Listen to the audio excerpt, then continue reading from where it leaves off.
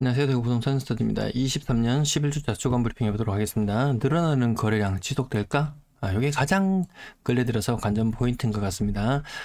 대구, 울산, 부산 동쪽이 좀 약하고 서쪽이 좀 강한 느낌. 큰 차이는 없습니다. 하락률 낙폭 근래 들어서 많이 줄어들고 있는 그런 상황입니다. 시사 직격 프로그램 보셨나요? 네, 폭락이와 폭등이 떨어지는 집값을 바라보는 서로 다른 시선들, 네, 요게 대해서 다뤄져 있는데요. 적당히 떨어졌다면 뭐든지 발끝에 사려고 하지 말고 무릎 정도 오면 그냥 사면 돼. 이 적당이라는 말이 정말 무섭습니다. 오를 때 겁나게 올랐고 떨어질 때 요 정도 떨어졌고 과연 적당히의 기준을 어디에 봐야 될지 좀 애매하긴 합니다. 틀린 말은 아닌 것 같아요. 다주택자 필승, 무주택자 필패, 가진 사람을 위한 정책, 법이건 무엇이건 그쪽을 향해서 만들어진다. 근데 지난 2년간 정도를 돌이켜본다면 다주택자 필승 이게 맞는 걸까요?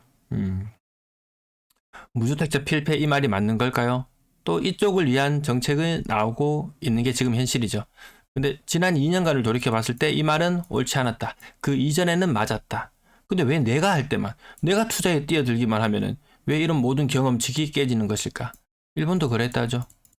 부동산 불패론 지금은 없죠. 30년 전까지만 해도 이거 성행했었죠. 우리 계속 당군 이래 계속 우상향. 한 번쯤 이게 변환 포인트가 나한테 온다는 것이 참 서글픈 것 같습니다. 매수 우위지수 살펴보시면 변동이 없더라는 부분. 요 1월달 1월 9일자 발표 났을 때만 해도 상승이 점점점 늘어나면서 언론에서는 반등했다고 이야기를 했어요. 그럼 1월 9일과 3월 6일 오늘날과 같이 비교를 한번 해보겠습니다. 이 두 가지를 놓고 비교해 봤을 때 큰 변동이 없죠. 부산은 떨어졌고 대구는 올랐고 인천은 떨어졌고 광주는 올랐고 대전은 올랐고 울산은 올랐고 근데 크게 변동이 없다라는 부분. 자, 2020년부터 살펴보시면 여기 올망졸망 계속해서 모여있다. 상승 3, 하락 3. 크게 변동 없습니다. 20을 뚫고 올라가는 곳이 없다. 인천은 뚫고 올라가려고 하는데 여기에 문제점이 하나 있어요. 매도 물량은 나날이 증가하는데 매수 우위 지수가 올라갈 수 있느냐. 이 매수 우위 지수라는 것은 매도세와 매수세가 합쳐지는 지점에서 형성이 되는데요. 매수세는 일부 조금 늘었는 거 인정. 근데 매도세는 점점 더 강해지고 있는데 매도세 수치가 약해지고 있다고 나오고 있습니다. 매수 지수 2022년부터 보시면 살짝 고개를 드는 것 같나요? 40 이하로 떨어진 지가 이제 거진 한 10개월 정도 됐습니다. 전국이 40 이하로 떨어진 지가 거의 10개월 정도 됐어요. 1년 정도 떨어졌다? 지난 10년간 올랐다? 대구 지금 마이너스 0.4%, 전세는 마이너스 0.54%, 마이너스 0.4%를 우리 처음 만났을 때 30%, 40% 하락하는 걸 경험했었죠. 그리고 극강에 이르렀을 때는 40% 심하면 45%, 50%도 경험했는데 작년 말 12월 달을 피크로 해서 지금은 상당 부분 낙폭을 다 줄였어요. 인천이 낙폭을 가장 크게 많이 줄인 것 같고 대구는 절반 정도 줄인 모습, 부산도 절반 정도 줄인 모습, 나머지 광주, 대전, 울산, 대전도 좀 낙폭을 많이 줄였어요. 나머지 지역들은 낙폭을 절반 정도 줄인 수준, 인천과 대전이 낙폭이 더 많이 줄어들었다라는 부분 살펴보시고요. 전세 지수도 보시면 대구가 가장 아직도 낙폭이 큽니다. 줄인다고 줄였는데도 낙폭이 크다. 울산이 왜 이렇게 위태위태해지는지 모르겠어요. 울산도 전세지수 시원치 않다라는 부분. 주간 신고가 띄엄띄엄 나오지만 한 2022년도에 입주했는 아파트, 21년도에 입주했는 아파트 이런 것들 거래가 조금씩 나오면서 간혹 신고가가 보이긴 하지만 의미 있지는 않더라. 요게 신고가가 한 25% 정도 나왔을 때가 시장 분위기가 아주 괜찮아질 때, 그리고 35% 정도 올라왔다 이러면 거의 피크를 이때 되면 이제 좀 정리를 시작해야 되는 시점. 인천의 상황 한번 보시면은 30% 신고가 비율이 30%를 넘어갔던 그런 무렵이 있었어요. 20%를 뚫고 내려오려고 한다. 그러면 시장이 안 좋아진다. 그렇게도 계속 해석을 해드렸습니다. 20%와 30%. 그 정도 기준으로 보시면 되고요. 주간 거래량, 자, 거래량이 과연 살아날 것인가 라고 봤을 때 대구는 확실히 작년보다 상황이 나아졌어요. 거래량 보시면은 작년도 계속 바닥을 기고 있었습니다. 규제 해제를 하건 대선이 있건 빚내서 집 사라고 하건 말건, 수성구 규제 지역을 해주건 말건, 뭘 하건 말건, 거래량이 살아나지 않았던 거래량 살아나고 있습니다. 자, 부산을 한번 참고로 보시면은, 부산 유행 좀 빠른데거든요. 빠르게 반응합니다. 시장 규제를 하거나 해제를 하거나 빠르게 반응합니다. 왜? 늦으면은 망한다. 2019년 봤지? 늦으면 안 돼. 버스 떠나고 나면 끝이야. 대선 이후에 빠르게 반응. 요때는 재건축 선진입 도 일부 있었습니다. 재건축 선진입 있었어요. 지금 피 봤어요. 지금 피 봤습니다. 좀 별로 재미가 없었을 거예요.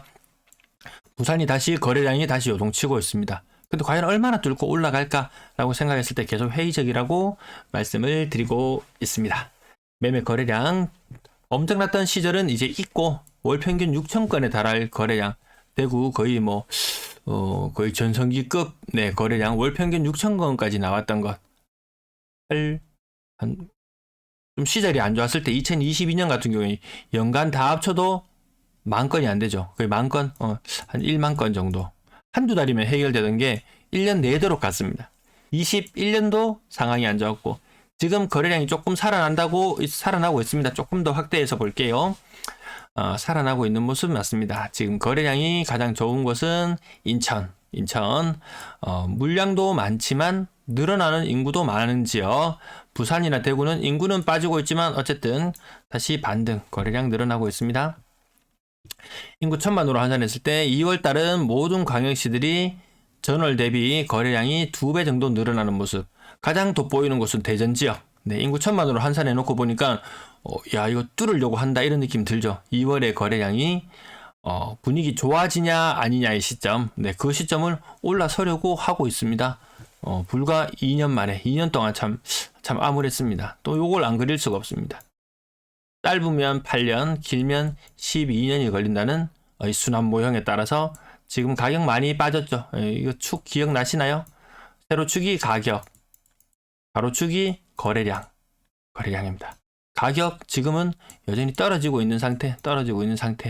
요 정도 된다면 제가 한 1년 전쯤에 말할 때 야 이제 갓 접어들었다. 요런 시점을 아마 가격이 갓 빠지기 시작하는 시점을 언급해 드렸을 텐데요. 지금 가격이 여전히 많이 빠지고 있는 상태는 맞고요. 그렇다면 거래량이 조금씩 늘어나려고 한다. 이것이 지속적으로 거래량이 늘어난다면 야 순환 주기에서 다음 턴으로 넘어가네. 야 매수 포인트 여기 한 2년 정도 집값 안 올라도 상관없어. 나 지금 현 상태 가격 유지되어도 괜찮아.